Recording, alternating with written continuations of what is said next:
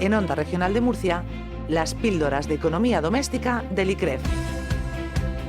Un espacio para la promoción de la cultura financiera del Instituto de Crédito y Finanzas de la región de Murcia. Y por si tenían dudas si la cosa se podía tensionar más, coronavirus e impuestos. Ahí está, es un binomio perfecto, letal. Bueno, pues si lo planteamos así, si somos precavidos, nos mantenemos lejos del coronavirus. Y los impuestos es una cosa, bueno, pues que al final somos todos y tenemos que aportar cada uno lo nuestro. Lo bueno, que no nos cobren demasiado, ¿no? De alguna manera. Es muy de línea editorial de Radio Pública, lo que acabamos de hacer, efectivamente.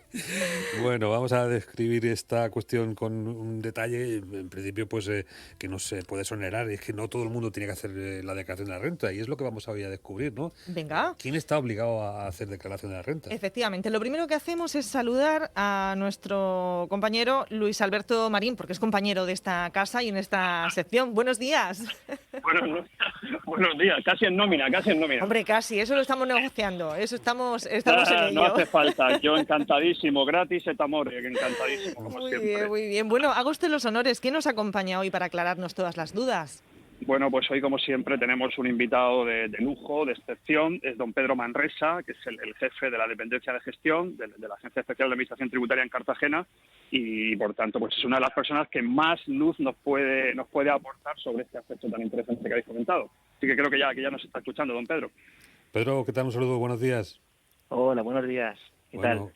Ahí al frente de esa Agencia Estatal de Administración Tributaria, en una cuestión porque no distingue de espacios territoriales, ¿no? Hacienda. Bueno, aquí la delegación de Cartagena, como sabéis, también cubre un ámbito limitado de territorio, ¿vale? Que va desde todo lo que es Cartagena, nos vamos hasta los Alcázares, también llegamos a Mazarrón, ¿vale?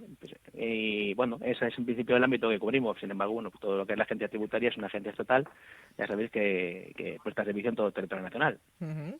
Pero esa posición impopular casi muy de la descripción gruesa de los catalanes, ¿no? Esto del puño cerrado, ¿no? Esto nadie quiere soltar la lana, nadie quiere pagar, y menos que nada impuestos. Esto no se va a cambiar nunca, ¿no? Esto creo que nos viene a todos, o sea, ¿a quién le gusta pagar? Eso para empezar. A todos nos gusta tener nuestro dinero en el bolsillo. Sin embargo, tenemos un deber, ya no solo que nos lo impone la Constitución española, sino también deber cívico, de que si queremos seguir manteniendo pues hospitales, tener policía o infraestructuras, pues tenemos que pasar por ahí. No todos están obligados a hacer la declaración de la renta. ¿Quiénes sí? ¿Quién sí o sí nos escapa de esta? Bien, el impuesto sobre la renta de las personas físicas es un poco particular porque, en principio, todas las personas estamos obligados a presentar la declaración de la renta, todas las personas que tengamos residencia en territorio español y cualquiera que sea nuestra edad. Es decir, los menores de edad también tienen que tributar por el IRPF. Solamente quedarán exonerados en el caso en el que o bien no obtengan rentas o cuando las obtengan por un importe que esté por debajo de los límites que pueden quedar exonerados. Antes de saber si estamos... Sí, antes de conocer todo eso, ¿cuál es el procedimiento? Claro, antes de saber si estamos exonerados o no, lo interesante es conocer cuáles son todas las rentas que va a gravar el IRPF. Así, por ejemplo, si desarrollamos una actividad, un empleo por cuenta ajena o percibimos una pensión por jubilación, pues eso va a tributar como rendimientos de trabajo. Luego también tributarán las rentas que percibamos de nuestro patrimonio, de nuestro capital, bien sea mobiliario, como intereses de cuentas bancarias o dividendos, o inmobiliario, como puede ser el alquiler de una casa, que tengamos. Y si estamos hablando del ingreso mínimo vital, ¿están obligados a presentarla quienes hayan recibido este ingreso? El ingreso mínimo vital es una de las muchas novedades que nos ha traído el año 2020 y la verdad es que es bastante particular porque si bien la norma del impuesto lo declara exento generalmente, ya que el ingreso mínimo vital está, junto con otras rentas de características similares, la norma del impuesto las declara exentas en tanto no superen 1,5 veces el IPREN, aproximadamente el indicador público de renta a efectos múltiples, que es aproximadamente 11.200 euros, ¿vale? Pese a que no está exenta, pese a que está exenta, la norma que regula el ingreso mínimo vital sí que establece la obligación de que todos los miembros de la unidad de convivencia, ¿vale?, de la persona que haya percibido el ingreso mínimo vital, están obligados a hacer la declaración de la renta, aunque sus rentas que perciban no excedan de los límites que los dejarían exonerados. y además cualquiera que sea la edad. De manera que los menores de edad, ¿vale?, también estarían obligados a hacer la declaración de la renta si el padre o la madre ha percibido el ingreso mínimo vital. Bien, vale. Bueno, pues seguimos con esas pautas. Más asuntos que nos ocupan en esto de saber, bueno, pues quién tiene que presentar o no. Límites de las rentas, la declaración de este impuesto. ¿Dónde está ese límite que nos obliga? Bien, los límites, pues en la norma del impuesto sí que establecen los límites para los distintos tipos de rentas que si no los superamos, en principio no estaríamos obligados a declarar. Estos límites, si la gente está interesada en verlos, los pueden encontrar en la página web de la Agencia Tributaria, que es www.agenciatributaria.es. En el portal de renta, en el manual de renta, sí que aparece detallado cuáles son los límites. Y lo que establece la norma del impuesto, pues son dos reglas básicas. La primera de ellas es que si tus rentas no exceden, si determinados tipos de rentas no exceden los límites, pues no estarías obligado a declarar. Pero si lo exceden, pues pasaríamos a una segunda regla. La primera regla, de hecho, lo que establece, la más conocida entre la gente, es el de los rendimientos de trabajo. Normalmente aquí, cuando la gente viene a mostrador a preguntarnos, ya se saben que si sus rentas del trabajo no han superado los 22.000 euros anuales, no estarían obligados a declarar. Pero no se queda la norma ahí, sino que también viene a establecer que si percibimos rentas de 2 o más pagadores, es decir, en el caso en el que, sobre todo el año pasado, que estuviésemos trabajando para una empresa y nos haya afectado un ERTE, o también pues que nos hayamos ido al paro, pues el ERTE y el paro son segundos pagadores. Entonces, si lo que hemos percibido durante el año pasado de estos segundos pagadores superara los 1.500 euros, entonces ya el límite que se nos aplica no sería el de 22.000, sino que bajaría a 14.000 euros para todos nuestros rendimientos de trabajo conjuntos. Y este límite pues también se aplicaría en el caso en el que nuestras rentas no estén sujetas a retención, como puede ser el caso de los colectivo de empleados del hogar, ya que al ser relaciones entre particulares, pues el pagador no está obligado a practicar retención. Y por lo tanto, para este colectivo, el límite del rendimiento de trabajo sería de 14.000 y no de 22.000 euros. Una de las dudas más que más se plantean en esta declaración precisamente es con el tema de los ERTEs, esa. Si tengo 2 pagadores, he estado en un ERTE, ¿cómo me afecta? ¿Qué tengo que hacer? En fin, supongo que a ustedes también le llegan esas dudas, esas inquietudes. Efectivamente. Afortunadamente, la persona que tenga duda, si entra en Renta Web, ahí verá también si está obligado o no está obligado, porque lo pone en la propia aplicación. Pero es eso, claro, las circunstancias extraordinarias del año pasado, pues ha llevado a que mucha gente que normalmente no estaba obligada a declarar, y lo sabía, porque sus rentas, trabajaban para la misma empresa desde hace varios años, y sus rentas no excedían los 22.000 euros anuales, y sabían que no estaban obligados a declarar. Este año, claro, está la particularidad de pues, que al haber ido al ERTE es una novedad y lo que hayan percibido del ERTE pues es segundo pagador. Entonces pueden encontrarse efectivamente que su límite de renta ya no sea de 22.000 euros, sino que haya bajado a 14.000. Bueno, estamos hablando de impuestos, de la declaración de la renta con el delegado de dependencia de gestión de la Agencia Estatal de Tributos en Cartagena, Pedro Manresa, y particularmente pues describiendo un modelo de declaración de la renta que es prácticamente independiente, individual, del conjunto de declaraciones presentadas. Quiero decir que tantas exenciones y tantas singularidades hace que prácticamente no haya un solo documento parecido, ¿no? O igual a otro. No entendí la pregunta que me has hecho. Sí, quiero decir que como cada uno tiene su regla, su exención, ¿no? Yo aquí esto no tributo por aquí, yo sí, por claro, allí. Cuando llega la hora de la verdad, no se encontrará una declaración igual a otra, ¿no? Sí, efectivamente. La casuística, o sea, la norma es igual para todos, pero luego la casuística es increíble. No hay 2 personas prácticamente que la situación sea igual. Entonces, claro, hay que ver caso por caso para ver pues eso, las excepciones que se les pueden aplicar, las deducciones que se les pueden aplicar. Ya está, eso es lo mínimo por descendientes, que es algo que también que tenemos claro, pues también tiene sus dificultades según los casos, claro. Y esto es lo que lleva este planteamiento lleva al ciudadano a pensar que bueno, es posible que esté declarando más de lo que debe, que es posible que le vayan a cobrar más de lo que debe. Esa sensación que decíamos antes de que uno pues tiene que extremar bueno, la pericia a la hora de realizar este trabajo, que generalmente pues siempre hay un interpuesto profesional o un cuñado que sabe hacer la declaración que te la termina haciendo. Claro, eso es una de las cautelas que tenemos que tener a la hora de hacer la declaración de la renta. Es decir, la agencia tributaria lo que ofrece es la información de las rentas que tienen las personas. También pues incluye algunas reducciones que se introducen automáticamente en la aplicación, como puede ser, por ejemplo, la reducción por aportaciones a planes de pensiones.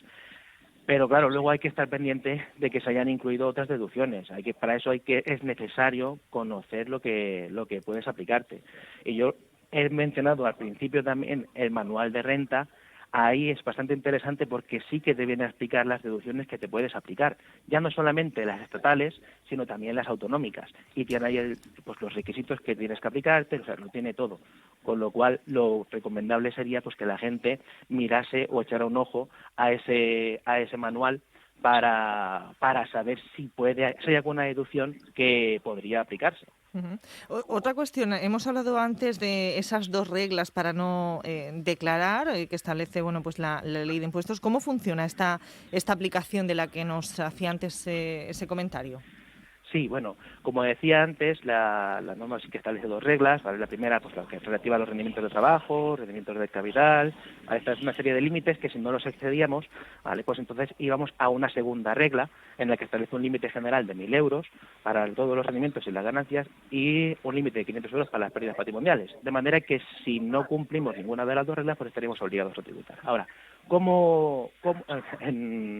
antes de la campaña de la renta, dentro de la agencia tributaria damos unos cursos de formación a los compañeros de reciclaje para poder prestar el servicio.